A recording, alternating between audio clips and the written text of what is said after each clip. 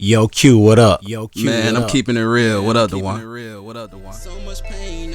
Welcome Let's get it. to Not Not Just just Music, music.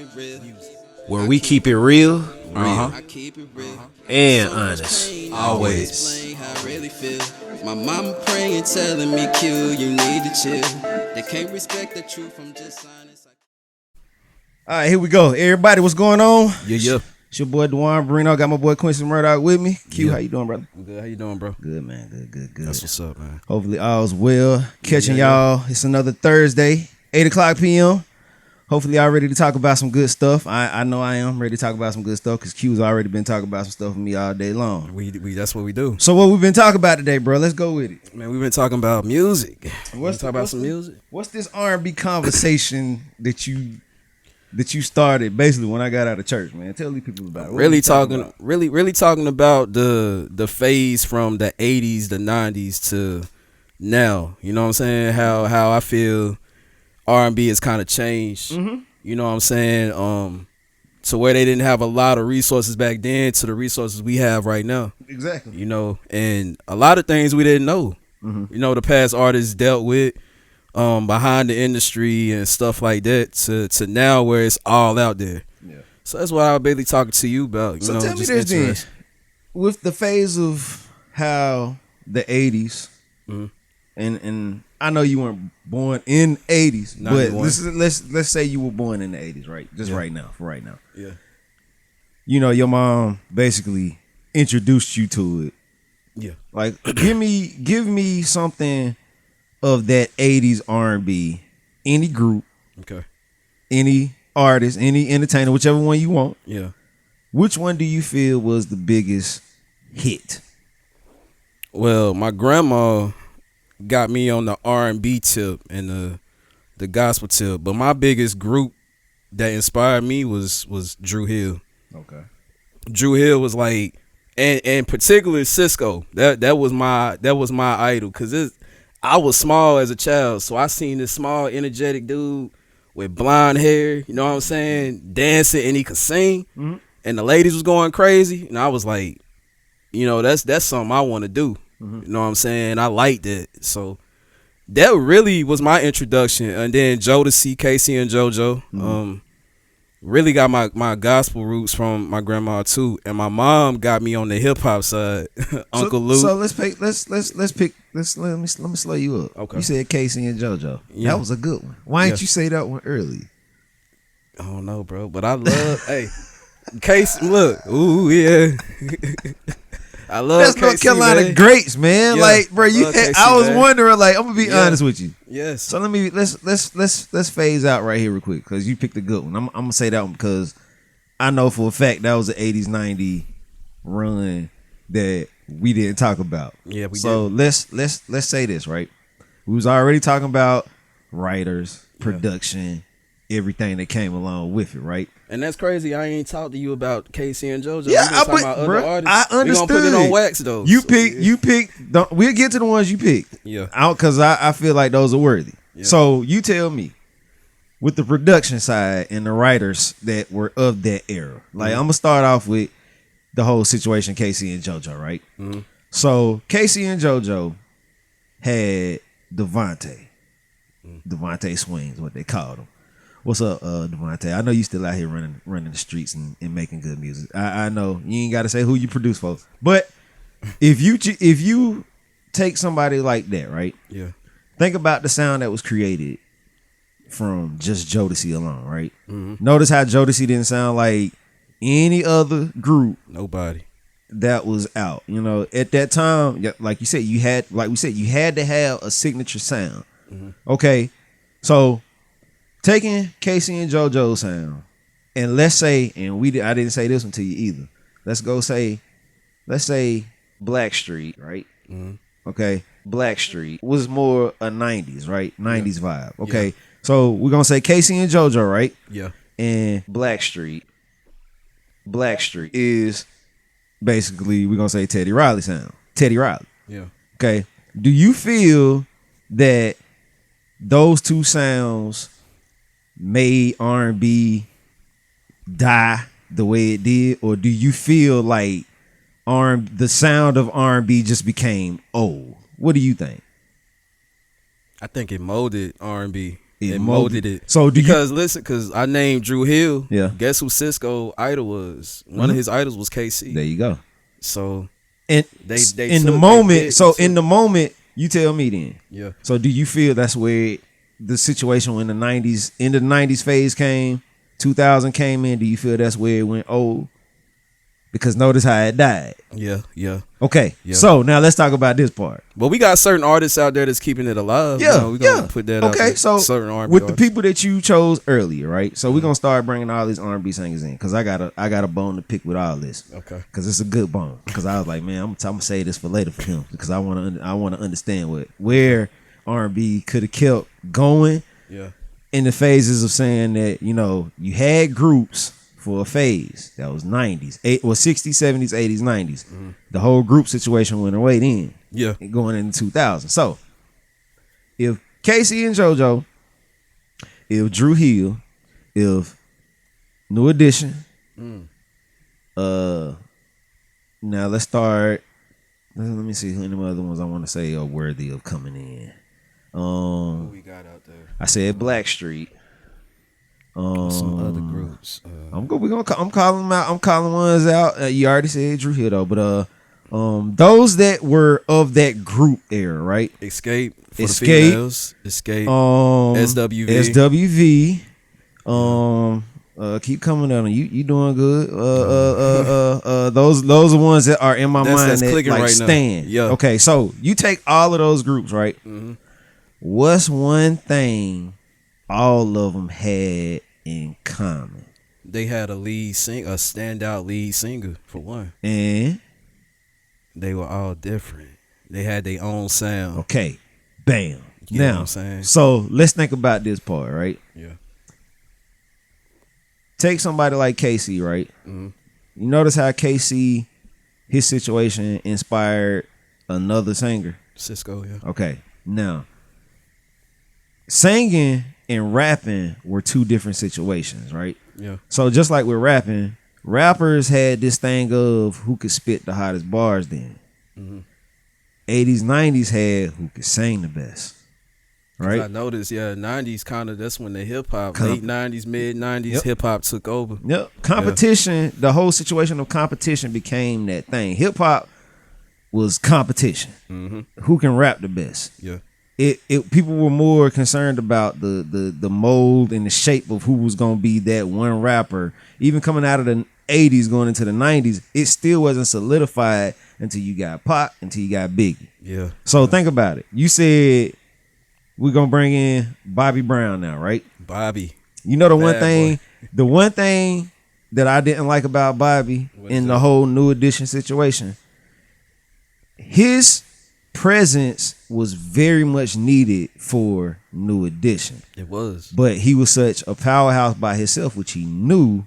He it's understood why it went the way it did. Mm-hmm. He was just ready. But let me ask you this. Yeah. Like, okay, New Edition was centered around ladies, women. Uh-huh.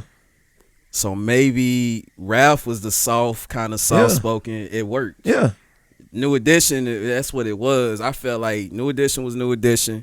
Bobby Brown was Bobby Brown. Mm-hmm. I don't think it would have helped New Edition if Bobby would have been Bobby in the group. You know what I'm saying? Which is why, and an individual as strong as he is, that makes total sense. Which is the fact of, because it would have turned the group into something else. Maybe that the look, it would have switched the look of it. So think about it like this, right? And this is we have singers, right? Mm-hmm. Think about it. You had let's say I want to do a thoroughbred singer, man. Who was really a thorough singer at that time? Let's say in the men's department, you had the KC sound. Mm-hmm. You had a Ralph Tresvant sound. Okay. You had a Johnny Gill sound. You had. You can't say Mike and none of the. You can't say really the rest of New Edition. Everybody in New Edition had a certain niche. It's just it was something that did it stand out to everybody, right? Mm-hmm. those people there. You had Dave Hollister with Blackstreet. Yeah. Because Dave was Dave. Who inspired R. Kelly? It was one of them singers, man. No, R. Kelly was he was more of what's the old that's another great Al one, man. Green. His style, you could tell he molded himself from people like that 60, 70 era of singers. You could tell he studied them very well when he was young. Because by the time he added his flavor to it, which was the sex appeal, because he was selling sex. Yeah. But people never looked at R. Kelly to be a thoroughbred singer. He just knew how to entertain people. You know. So you don't think R. Kelly was vocally a known vocal singer? No, but he could teach somebody. His writings, all of his. This interesting though, because I like hearing this from somebody that got music history. I was waiting on this conversation. So you don't think vocally R. Kelly is one of the greatest vocal singers? No. Wow. R. Kelly had this thing where his sound sounded differently when somebody else had it, because the fact of his creation, when he was writing for somebody, you could tell he was writing for somebody, and that's, you had the R. Kelly sound was present, but it wasn't like an R. Kelly vibe to say that when he sold it, right? Notice all the songs that he sold the most out of sexually infused, right? Let me ask you this though. Yeah. I'm gonna say that. Yeah. Okay. Remember when he wrote "You Are Not Alone" for Michael? Yeah. And it's a story that he was singing the song to his brother, and his brother thought it was Michael, but it was R. Kelly. But see, key is So, though. and this is before Michael had got the song. Yeah. So he was already sound like Michael. Yeah. Key is though, bro. Remember this. As far as singability, meaning who can sing, it was a thing like this for me. Voice control, tone, pitch, range. So R. Kelly ain't got none of that. R. Kelly had balance in each one. He just knew how to sell it. Like, I'm trying to get in your mind right now. I'm being honest, bro. Kels just knew how to sell. So we got my boy Anthony in the house. Now, it just brought up a whole situation. Yeah. What up, man? Silk, okay? You had people like Silk right now, and I'm gonna go ahead and tell you. The reason why Silk wasn't big is due to record deals at that time. Yeah. As far as if you get G on the mic, man, bro, this dude.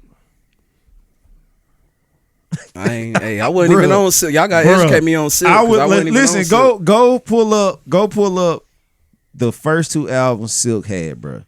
Okay. Listen to every last song on there and tell me what you feel about this little short dude named G. Okay. This brother was not, bruh. Listen to me, sing.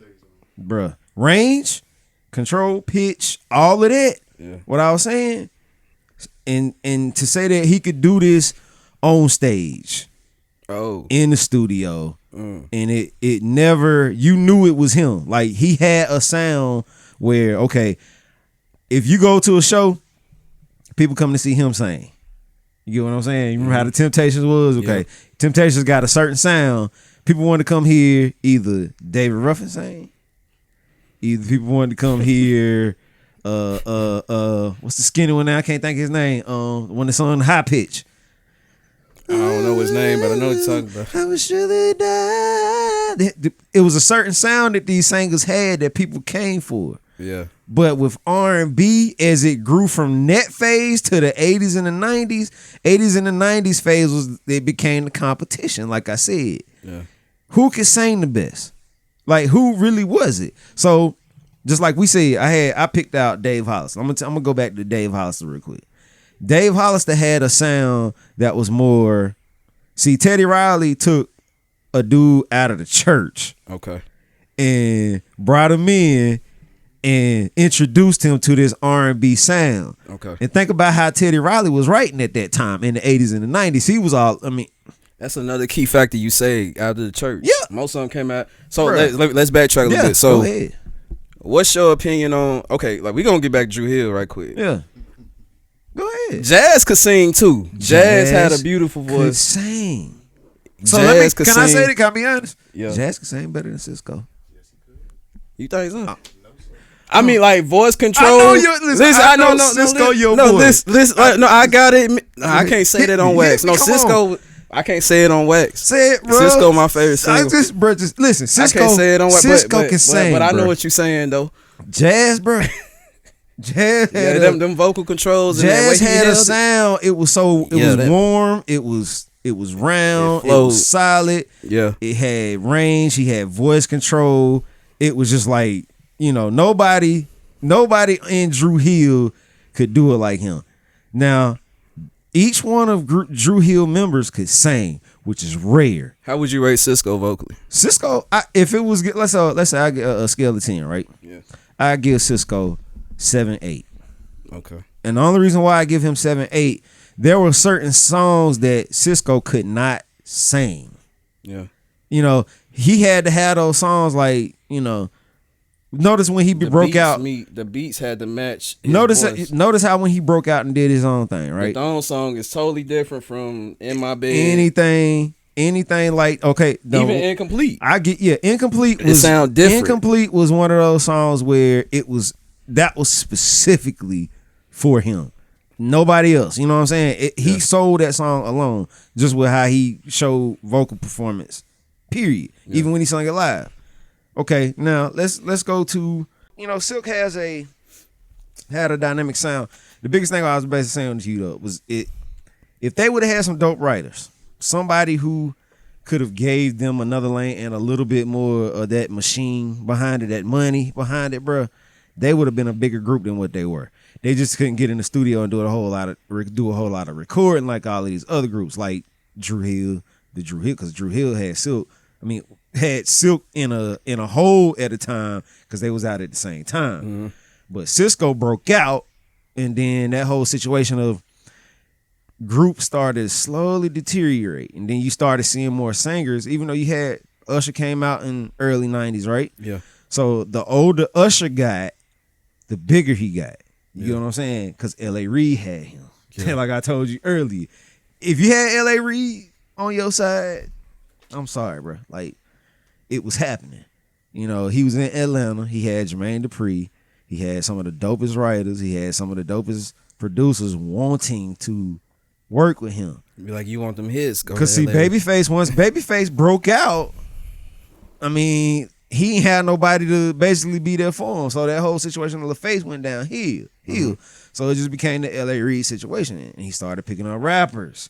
All that stuff started to slowly come back because he had to find his way back because he ain't have Babyface sound no more. Yeah. So let's do this. If it was, again, we talking R&B. Let's be real. We just brought up a whole bunch of groups. Yeah. So you brought up R. Kelly, right? Yeah. And we brought up all of these R&B greats, singers, groups, all that, right? Mm-hmm. Of the 80s and the 90s. Yeah. Who do you solidify as the king of all of it? Of R&B? Who is it? R. Kelly, man. R. Kelly.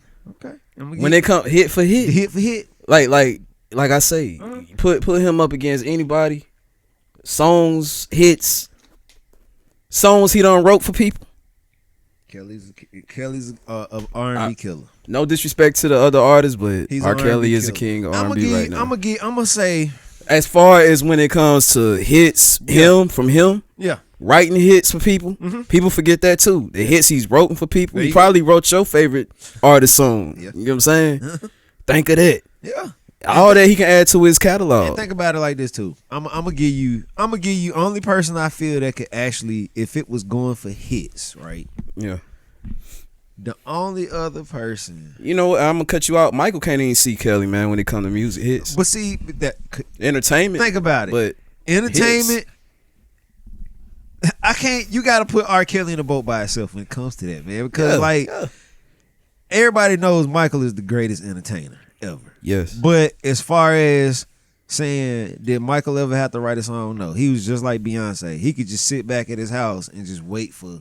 But listen, when I want to get in the mood, when I want to throw something on, I don't just honestly don't think to myself, oh, let me go put on some Michael Jackson. Yeah. Let me go put this on in the car, roll the windows down. I don't think of that. I like R. Kelly is what I'm going to. Yeah, man. Let me put the seat back. You know what I'm saying? The man And- of and, you know what I'm saying? Roll through the lady. The pop era was Mike. That's it. Yeah, it's But pop. R&B, It's when pop. R&B became a thing of the 80s, 90s, that 90s phase of R. Kelly, that was hard to beat. That smooth R&B. That was hard to beat. Even when he came back out with the whole trapped in the closet situation, like nobody expected that. Like he just basically showed you as if in like I could put out something anytime and it'll be a hit. You know, that's basically what he solidified himself as a hit maker. Put some respect on that man. I'm gonna give you another phase of this too. I'm a king of R&B. I'm a king somebody else R&B great, bro. And I have to do it this way. I'm sorry. Babyface.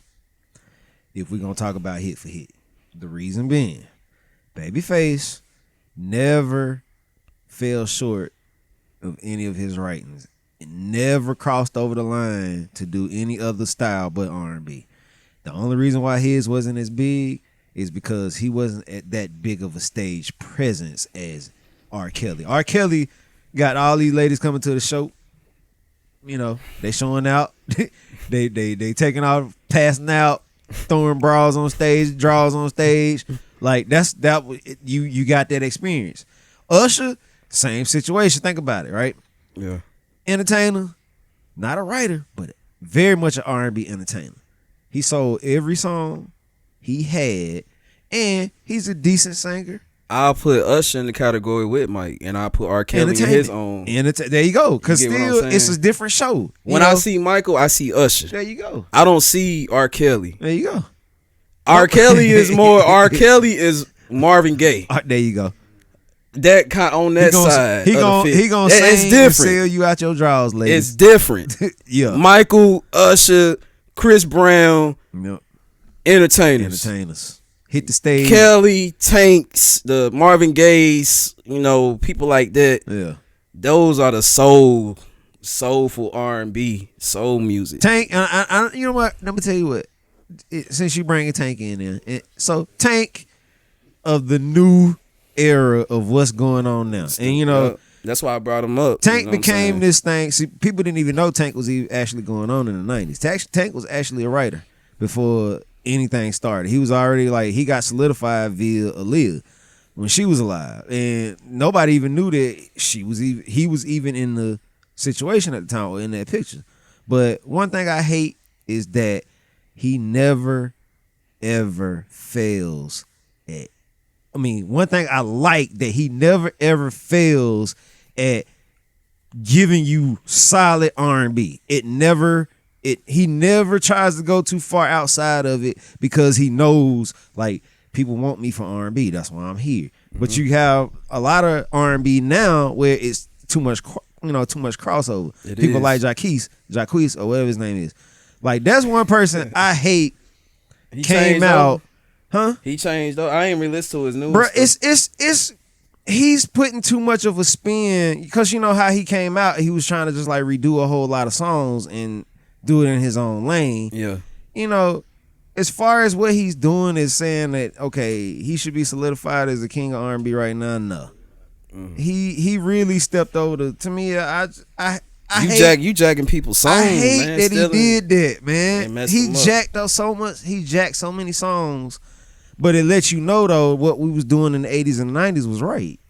Yeah, you know what I'm saying? The whole 80s and 90s, it was a different vibe. You can't bring it back now the way it was. You got to really put out your own spin on R&B because you had to be original during that time. So when people of that era hear him, they like, man, he messed that up. And that's what I'm saying. I go back to the old music, R&B. Yeah. Me getting into the R&B field, bringing my R&B to the front. Now I go back to the old. What inspired me, the singers then.